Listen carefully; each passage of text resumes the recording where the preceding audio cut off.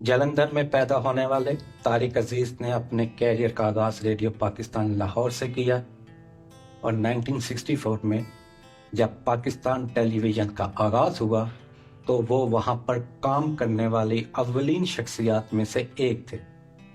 طارق عزیز نے پاکستان ٹیلی ویژن کی پہلی نشریات کی میزبانی بھی کی۔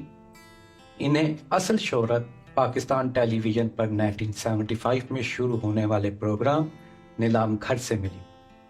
نیلام گھر کو بعد ازاں بزم طارق عزیز کا نام ہی دے دیا گیا۔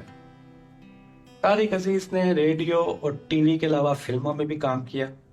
ان کی مشہور فلموں میں سالگرہ، قسم اس وقت کی اور ہار گیا انسان شامل ہیں۔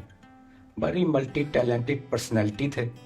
حکومت پاکستان نے طارق عزیز کی خدمات کے صلے میں انہیں 1992 میں صدارتی تمغہ برائے حسن کارکردگی سے نوازا تھا۔ طارق عزیز نے سیاست کے میدان میں بھی خوب زور آزمائی کی۔ زمانہ طالب علمی میں وہ لیفٹ ونگ سے منسلک ہوئے اور پیپلز پارٹی کے پرزور حامی تھے، اور پھر ان کے خیالات بدلے۔ 1997 میں وہ مسلم لیگ نون کی ٹکٹ پر قومی اسمبلی کے رکن منتخب ہوئے، اور ایک مزے کی بات، اچنبے کی بات، جن لوگوں کو نہیں پتا ان کے لیے حیرانی کی بات کہ 1997 میں وہ بانی P T I Imran Khan کو شکست دے کر رکن اسمبلی منتخب ہوئے تھے۔ پھر نون لیگ کی حمایت میں اتنا آگے بڑھے کہ سپریم کورٹ پر حملہ کر دیا۔ سپریم کورٹ حملہ کیس جو ہوا اس میں طارق عزیز نامزد ہوئے اور پھر انہیں سزا بھی ہوئی، اور اس کے بعد سیاست سے دل برداشتہ ہو کر انہوں نے اسے خیر بات کہہ دیا۔ کچھ سال قبل سن 2016 میں غالباً لاہور ایئرپورٹ کے سی اے پی لانچ میں اپنی فلائٹ کے انتظار میں تھا۔ مجھے کراچی جانا تھا۔ میں نے دیکھا کہ ایک شخص بیٹھا ہے اور اخبار کا مطالعہ کر رہا ہے۔ وہ طارق عزیز صاحب تھے۔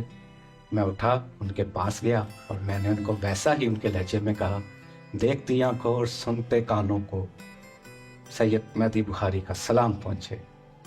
مزاحیہ انداز میں کہا، ہنسے، بڑی خوش اخلاقی سے ملے، پاس بٹھایا۔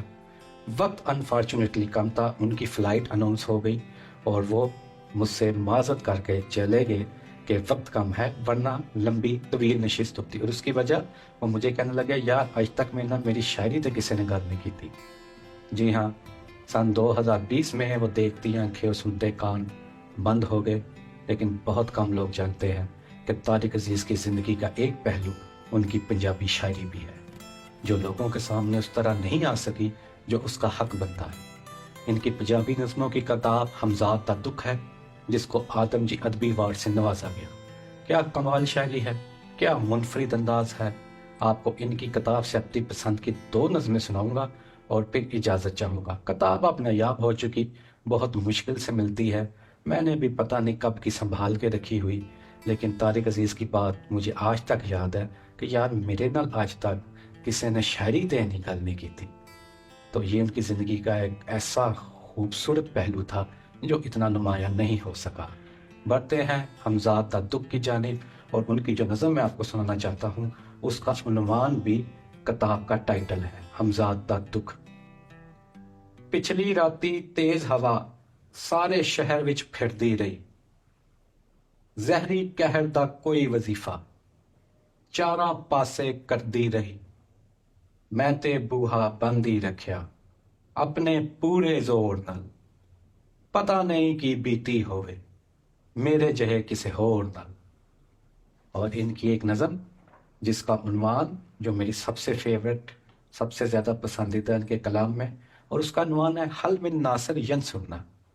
عنوان کربلا میں امام حسین کا بلند ہوتا استغاثہ، جس کا اردو میں مطلب ہے کوئی جو میری مدد کو آئے۔ دور دراز دے سفر بھی مینوں، تھک جان دا جبر بھی مینوں، بے خبراں دی خبر بھی مینوں، سچ دی زیر زبر بھی مینوں، چپ دی کالی قبر بھی مینوں، اے کربل دا دے سے مولا، دے حسین دا صبر بھی مینوں۔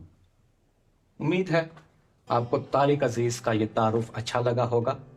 اگلی نشست میں کسی اور شاعر یا مصنف کے ساتھ حاضر ہوتا ہوں۔ خوش رہیں، خدا حافظ۔